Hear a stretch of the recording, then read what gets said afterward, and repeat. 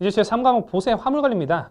이 과목은 구역에 대한 어떤 뭐 지정 보세구역, 특허 보세구역, 종합 보세구역에 대한 관리였다면 이 3과목부터는 화물 그 자체에 대한 그 반출입이라든가 이런 것들을 어떤 절차를 거쳐서 해야 되느냐에 대한 내용이에요. 보시면 1장에 보세 화물 관리 제도가 나옵니다. 제1절 일반 관리. 전체적인 이제 일반 관리니까 공통 규정이라는 거죠. 쉽게 말하면. 그래서 물품의 장치.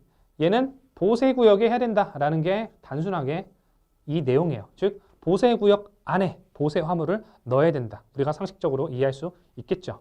근데 2번은 1번에 대한 예예요. 보세구역 외에도 그 보세 화물을 장치를 할 수도 있다. 근데 이런 경우에는 특별하게 허가를 받아야 된다. 대상이 별도로 지정돼 있겠죠. 왜? 보세 화물이면 당연히 보세구역에 있는 게 당연하겠지만 특정한 경우에는 이렇게 허가를 받아서 보세구역의 그 외의 장소에 놓을 수도 있으니까 그런 제도가 있다는 거고요. 3번 보세구역 물품의 반입 반출 할 때 어떤 거를 하느냐. 도대체 뭐 신고하느냐, 보고하느냐, 신고를 합니다만 신고하느냐, 뭐 하느냐 그런 내용을 우리가 배우고요. 수입신고 수리 물품의 반출. 수입신고가 수리됐다. 수입의 대상이 뭐죠? 외국 물품이죠. 내국 물품과 외국 물품으로 나뉜다면 외국 물품이 우리 수입의 대상이 되죠. 그럼 외국 물품이 신고를 하고 결국 세관의 확인까지 받아서 수리가 됐다면 이건 이제 외국 물품이에요, 내국 물품이에요. 내국 물품이 된 거죠. 그럼 그 물품이 내국 물품임에도 불구하고 결국에는 보세구역에 지금 있으니까 빨리 나가라는 거예요. 15일 안에. 이제 그런 내용도 우리가 배울 겁니다. 내국 물품인데도 불구하고 빨리 어떤 관리를 취해준다는 거. 자, 그리고 보수 작업, 해체 절단 등의 작업, 장치 물품의 폐기. 이렇게 세 개는 묶을 수가 있는데 원칙적으로 보세 물품은 손을 안 대는 게 원칙이에요. 왜? 좀 위태위태한 상태의 물품이라고 말씀드렸잖아요. 왜? 세간이 봤을 때는 관세도 안 내는 저런 이상한 물건들 계속 지금 손을 대면 안 되고 그냥 원상태 그대로 보존하라가 원래 원칙인데 보수작업 같은 경우는 이럴 수가 있죠. 예를 들어서 100개의 물건이 들어왔는데 보세 창고에 딱 넣어놓고 50개 정도만 일단 팔렸어요. 국내에서. 그래서 50개만 물건을 빼야 돼요. 그런 경우에는 어찌 됐건 간에 물건 컨테이너에서 물건 열어가지고 그 100개 패키징을 반으로 소분해가지고 팔아야 될 거잖아요. 그런 작업이 우리가 보수 작업이라고 합니다. 보수 작업의 범위가 굉장히 중요한데, 그러니까 쉽게 말해서 어떤 상품성 유지 또는 어떤 구분, 분할, 합병, 요 정도의 간단한 작업들 있죠. 그러니까 물건 자체에는 손을 안 대는 것들. 그런 것들은 우리가 승인을 받고 해줄 수가 있겠다라고 해서 보수 작업을 허용을 해주는 거고요. 근데 그 정도만 해도 세관 입장에서는 별로 좀 껄끄러워요. 왜냐면 그 보세 물건은 웬만해 원상태로 납두고 손을 안 대야 되는데 정말 특정한 경우에는 물건을 잘라라. 어떤 쇳덩어리 같은 경우에 뭐 중고자동차 모터 같은 경우에는 그 잘라라, 다 망가뜨리라. 이렇게 좀 과격하게 작업을 명령하는 경우도 있고요. 우리도 배울 겁니다. 그리고 또 특정한 경우에 이미 보세 창고에 들어가 있는 물건이 상했어요. 이미 상해가지고 상품성이 아예 없고 막 사람한테 해가 될 것 같아요. 막 썩어가지고 이상 곰팡이 포자 같은 게 날아다녀요. 그런 경우에는 폐기해야죠. 폐기해 어쩔 수 없이 원래는 보세 물품이니까 손은 안 대는 게 맞는데 결국엔 뭐 수입할 수도 없고 수입하죠가 어차피 곰팡이 핀 물건을 못 받잖아요. 그러니까 폐기해버리고 관세라도 안 내는 거죠. 왜? 관세는 소비세적인 성격이 있어서 우리나라에 들어왔을 때 사용 소비를 하지 않는다면 관세를 내지 않아요. 폐기하면 사용 소비하는 게 있는 거예요? 사용 소비하는 게 없는 거예요. 그렇기 때문에 관세의 소비세적인 성격에 반하기 때문에 관세를 내지 않습니다. 그래서 관세라도 아껴보자 해서 폐기를 진행할 수도 있어요. 아주 극단적인 경우겠죠. 이런 대상들이 나열돼 있고요. 이 챕터에. 자, 그리고 견본품 반출 같은 경우에는 우리가 예를 들어 뭐 조금 그 신용도가 안 좋은 국가 뭐 예를 들어 들자면 우리보다 약간 GDP가 낮은 국가랑 거래를 했을 때 물건을 받기 전에 보세 창고에서 빼서 관세를 납부하고 물건을 받기 전에 물건을 보세 창고에서 한번 확인해 볼 수가 있어요. 견본품을 하나 슬쩍 1000개 들어왔으면 한두 개 정도 이렇게 받아가지고 품질을 확인할 수가 있거든요. 그래서 그때 이제 마음에 안 들면 바로 보세 창고에서 수입 통관 절차를 거치지 아니하고 바로 반송 조치를 할 수도 있는 거고 그럴 때 활용하기 위한 견본품 반출 제도가 규정돼 있고요. 이 두 개는 중복이네요. 자, 그 다음에 제2절 채화관리.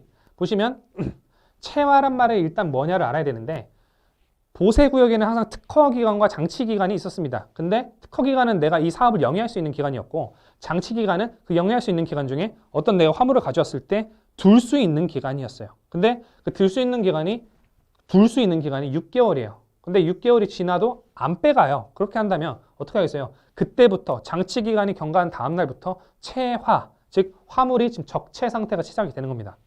근데 보세구역은 사실 세관의 관리와 감독이 있기 때문에 빨리 물건이 원활하게 우리 사람 몸에 피가 돌듯이 원활하게 돌아가야 돼요. 근데 지금 체화가 됐다는 건 어디 하나 지금 동맥경화처럼 막혔다는 거잖아요. 그렇기 때문에 어찌됐건 이 지금 장치 기간이 지나도록 아무런 조치를 취하고 있지 않은 이 화물에 대해서 빨리 팔아야 됩니다. 그 파는 게 매각이에요. 체화 관리는 즉 매각으로 한다. 빨리 물건 팔아버린다.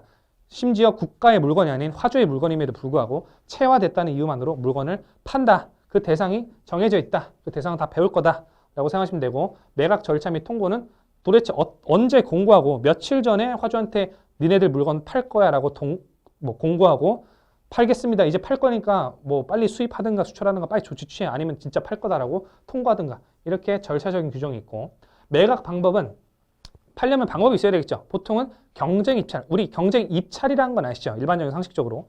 경쟁 입찰, 뭐 일반 경쟁 입찰, 지명 경쟁 입찰, 수의 계약, 우리 경매 알죠? 경매 뭐 이런 방식으로 다양하게 우리가 세관이 이제 진행해서 팔 수가 있습니다.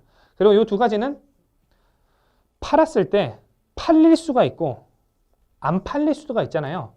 이 잔금 처리는 팔린 경우입니다. 팔려가지고 드디어 뭐 이 물건에 대해서 팔려서 돈으로 환가가 됐어요. 그러면 이거를 화주한테 줘야 되는데 그 주기까지의 과정이 굉장히 험난합니다. 매각 대행 기간도 있을 거고 수많은 질권자, 유치권자 이런 법적인 사람들이 관련될 건데 언제 도대체 이제 화주한테 갈 거냐 그런 어떤 험난한 스토리를 담은 내용이고요. 국고기송은 뭐냐면 결국에는 매각 방법을 아무리 택해도 안 팔리는 경우예요. 그래서 안 팔렸을 때는 어떻게 해요? 결국에는 뭐 어쩔 수 없죠. 그냥 국가가 가져가는 거예요. 뭐 화주가 물건 수입도 안 하고 수출도 안 하고 계속 그냥 장치 기간 지나도록 계속 두기만 하고 물건도 안 팔리니까 방법이 없잖아요. 국고에 그냥 귀속시키는 이런 극단적인 방법도 취하기도 하는 게 체화 관리라고 보시면 되겠습니다. 자, 그 다음에 이제 2장 보시면 수출입 환적 화물 관리인데 내용이 굉장히 좀 껄끄러워요. 그래서 목차로는 그냥 간단히 보시면 수출입, 수입 화물, 그러니까 수입 화물, 수출 화물, 환적 화물 이렇게 세 가지로 크게 이제 구분하시면 되고 수입 화물 관리는 결국에는 우리나라가 딱 중심이 돼서 수입 화물은 뭐예요? 수입 화물이 들어오면 배에서 내려야겠죠. 하선하고 비행기에서 내려야겠죠. 하기하고 그 내릴 때 배에 뭐 실려 있었니? 비행기에 뭐 실려 있었니? 적하 목록을 제출하는 규정이 있겠죠. 적하 목록이 뭔지 모르시면 그 무료 강의로 올려놓은 용어 해설을 보시면 됩니다. 자, 그리고 제3절 수출 화물 관리 보시면 결국 우리나라 기준으로 수출이면 뭐예요? 적재시켜서 나가야 되죠. 그래서 선적지 보세구역에 일단 넣어놨다가 반입한 다음에 그 다음에 배에다가 싣고 배에다가 싣고 난 다음에 배가 떠나는 그 규정까지는 우리가 공부하시면 된다고 생각하시고 환적 화물은 뭐 간단해요. 그리고 운수기간 배나 뭐 비행기가 어떻게 해야 되는 그런 규정을 담은 거고 보칙은 뭐 기타 등등의 내용이고 2장보다는 1장에 조금 집중을 하시는 게 시험 점수 획득에 조금 더 편하실 겁니다. 그래서 여기까지가 2장이었고요. 3장 보시면 제1절 총칙 뭐 기본적인 내용 나와 있는데 자, 보세운송 제도는 업자, 사람, 주체가 하나의 절이 있고요. 수입 보세운송 그리고 수출 보세운송 그리고 보칙 이렇게 크게 이루어져 있다고 보시면 돼요. 보세운송업자는 우리 보세운송의 반대말은 그냥 일반 운송이에요. 그래서 일반 이제 우리 뭐 경부고속도로 타고 다니는 큰 차들 있죠. 뭐 5톤 윙바디 차량이라든가 뭐 1.5톤 트럭이라든가 거기에다가 보세 화물이 실리면 보세 운송이에요. 근데 그거를 실을 수 있는 업자들이 정해져 있습니다. 어떻게 정해져 있느냐? 이런 등록 절차를 통해서 요건을 갖춰서 등록을 해야 됩니다. 그래서 굉장히 까다롭겠죠. 이런 사람들은 관리를 계속 해줘야 될 거잖아요. 근데 그 중에서도 조금 간편하게 해줄 수 있는 간이 보세 운송업자 그리고 특정 물품에 대해서만 간이하게 해줄 수 있는 간이 보세 특정 물품 간이 보세 운송업자 이렇게 나눠진다고 이해하시면 되겠고요. 그리고 보세 운송의 핵심은 사실 제3절 수입 보세 운송이에요. 결국에는 보세란 말 자체가 관세를 보류한다는 말이니까 수입 물품에만 관세를 보류하죠. 그래서 수입 보세 운송 즉 신고가 일반적인 어떤 행정 규제인데 승인 대상은 뭐가 있으며 그 관리는 어떻게 하냐 그리고 특별한 어떤 상황이 있을 때는 어떻게 할 거냐에 대한 수입 보세 운송이 핵심이 되겠습니다.